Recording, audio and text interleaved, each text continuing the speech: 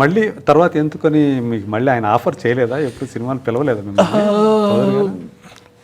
అంటే మిమ్మల్ని మాకు ఇంట్రొడ్యూస్ చేసింది ఆయనే కదా. ఈ క్వశ్చన్ యాక్చువల్ వైవిఎస్ చౌదరి గారు తోడగాలి ఈ క్వశ్చన్. ఆయన సందర్భం అంటే because he was the director producer.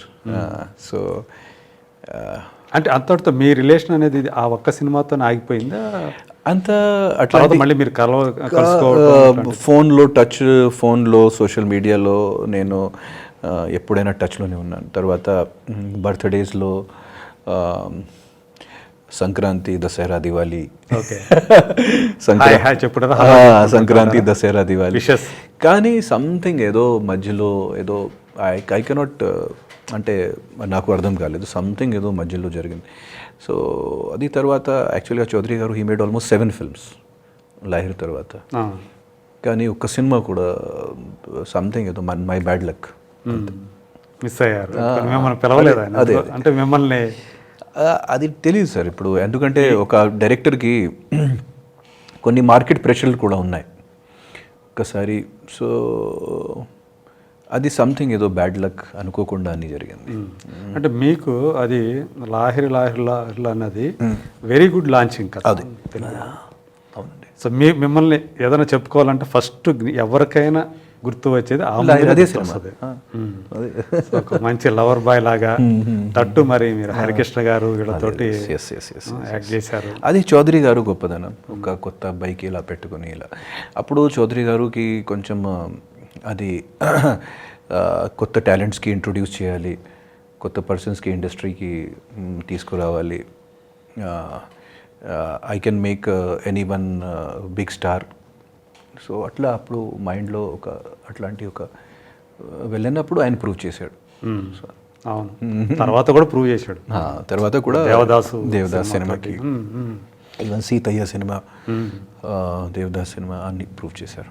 No doubt he was a very nice director at that time.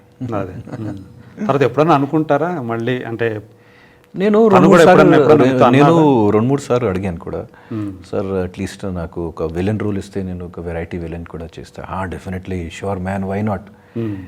కానీ ఇది జస్ట్ కుదరలేదు. సంథింగ్ ఏదో అప్పుడు ఏదో మిస్ అయింది. ఓకే. అంటే యాక్చువల్గా అనుకోని అట్లాంటిది ఏదన్నా జరిగిందా? ఆయన ఏదన్నా అనుకోని తర్వాత ఆగిపోవటం, కాల్ రావటం? అట్లా మళ్ళీ కాల్ అయితే రాలేదు కదా ఆయన దగ్గర నుంచి. అంటే కాల్ అంటే అప్పుడు ఆయన కాల్ కూడా చేస్తారు. ఏదైనా అంటే న్యూస్, నాది ఏదైనా న్యూస్ వస్తే, ఓకే, నాకు ఈ మాస్సాబ్ సినిమాలో చాలా అవార్డ్స్ వచ్చినప్పుడు ఆయన కాల్ చేసి కాంగ్రాచులేట్ కూడా చేశారు. ఓకే. సో అట్లాంటి అప్పుడప్పుడు చేస్తారు. సో ఫ్యామిలీ గురించి అడుగుతారు, ఏంటి అబ్బాయి ఏ క్లాస్లో చదువుతున్నారు అబ్బాయి. సో అట్లా ఉంది.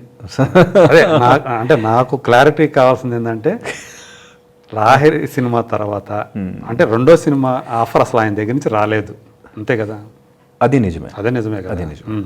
నేనంటే అంటే ఒకవేళ ఆఫర్ చేసి మళ్ళీ క్యాన్సిల్ అవటం అట్లాంటిది ఏం అట్లాంటి ఏం లేదు. అది నిజం. సో ఆ తర్వాత కూడా మీకు కొన్ని మంచి సినిమాలు వచ్చినాయి. అదేంటి Bhagyalakshmi, Dhanalakshmi, I love you, అల్లరి నరేష్తో పాటు. అవును, అల్లరి నరేష్తో చేశారు. మీ ఇంటికి వస్తే ఏమిస్తారు, మా ఇంటికి వస్తే, రాజావన్నం రెడ్డిది. అది మంచి కాంబినేషన్. నేను, సునీల్ గారు, బ్రహ్మానందం గారు. అది కూడా 50 days ఆడింది. ఒక 10 weeks ఆడింది ఆ సినిమా.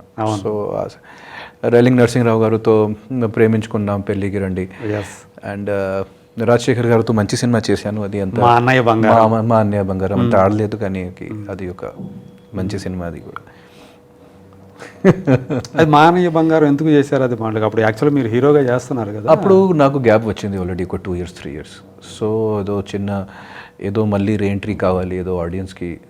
సో మీరు ఆ సినిమా చూస్తే, ఆ సినిమాలో రాజశేఖర్ గారు క్యారెక్టర్ తర్వాత నా క్యారెక్టరే ప్రధానం. ఓకే. సెకండ్ హాఫ్ టోటల్ నా క్యారెక్టర్ డిస్ప్యూట్తోనే నడుస్తుంది. సో దాంట్లో ఉన్న మంచి ఎమోషనల్ సీన్స్, అంటే మైన్లో, క్వారీలో చాలా ఎమోషనల్ సీన్స్ ఉన్నాయి దాంట్లో రాజశేఖర్ గారితో పాటు.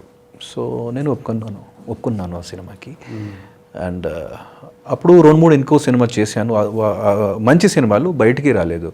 ఒక శివ్ బాలాజీ గారితో ఒక పొద్దరిల్లు అని ఒక సినిమా చేశాను, అది బయటికి రాలేదు. నెక్స్ట్ నేను ఆర్తి అగర్వాల్, ముకుల్ దేవ్ కలిసి నీలవేణి అని ఒక సినిమా చేశాను. అది వచ్చింది అనుకుంటా కదా, నీలవేణి? అది కూడా బయటికి రాలేదు. సో అట్లాంటి ఇప్పుడు పొదరిలో నీలవేణి ఇంత రిలీజే కాలేదు.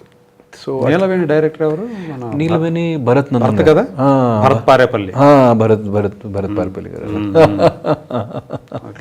సో ఇంకో ఇట్లాంటి ఇంకో 2-3 సినిమాలు ఉన్నాయి, మంచి సినిమాలు, కంప్లీట్ అయ్యే సినిమాలు బయటికి రాలేదు. ఇంకొక సినిమా, మంచి సినిమా, ఒక కొత్త డైరెక్టర్తో చేశాను, నాలో వసంత రాగం. అది కూడా బయటికి రాలేదు. సో ఈ 2-3 ఆ టైంలో మీరు అన్ని సినిమాలు ఆగిపోతున్నప్పుడు ఏమన్నా ఇదే బాగా స్ట్రగుల్ అయ్యారు?